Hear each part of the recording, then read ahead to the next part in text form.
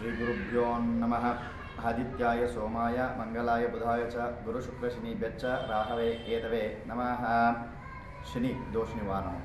మీకు శని జన్మస్థానంలో కానీ అర్ధాష్టమ స్థానంలో కానీ అష్టమ స్థానంలో కానీ ఉండి శారీరకంగా మానసికంగా ఆర్థికంగా బాధపడుతున్నటువంటి వారు ఈ యొక్క పద్ధతిని పాటించండి.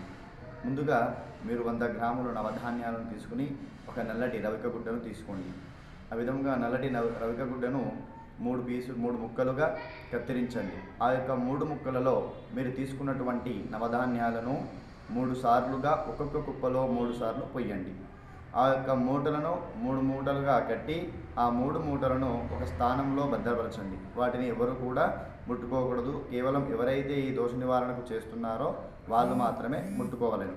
అదేవిధముగా ఆ యొక్క 3 మూటలను మీరు పడుకునేటటువంటి సమయమునందు మీ యొక్క దిండు కింద ఆ యొక్క మూటను పెట్టుకొని పడుకొని ఉదయాన్నే లేవగానే ఆ యొక్క మూటను తీసుకుని మీ గృహంలో ఉన్నటువంటి వాళ్ళతో కూడా ఎవరితో మాట్లాడకుండా ఎవరిని ముట్టుకొనకుండా ఆ యొక్క మూటను తీసుకుని నేరుగా మీ చుట్టుపక్కల ఉన్నటువంటి శివాలయమునకు కానీ లేదా ఆంజనేయ స్వామి ఆలయమునకు కానీ వెళ్ళి ఆ ఆంజనేయ స్వామి ఆలయం బయట లేదా శివాలయం బయట గజస్తంభం ఎదురుగా నిలబడి ఆ యొక్క మూటను నమస్కారం చేసుకుని ఏ దోషమున్నా నివారణ చెందాలని స్వామివారికి నమస్కారం చేసుకుని ఆ మూటను ఆ యొక్క ఆలయం చుట్టుపక్కల పడే విధముగా పారవేసి నమస్కారం చేసుకుని వెనుదిరగకుండా మీ యొక్క స్వగృహమునకు రావలెను.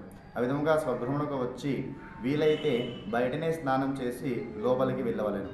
లేనిచో నేరుగా బాత్రూంలోకి వెళ్ళి అక్కడ స్నానం చేసి ఆ అనంతరము మీ యొక్క నిత్యకృత్యములను నెరవేర్చుకోండి.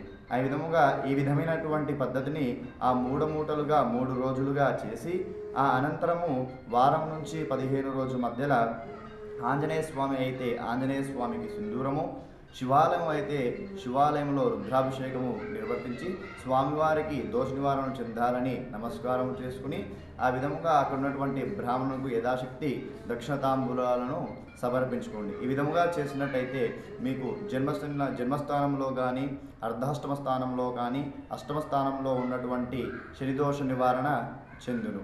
శ్రీ గురుభ్యో నమః.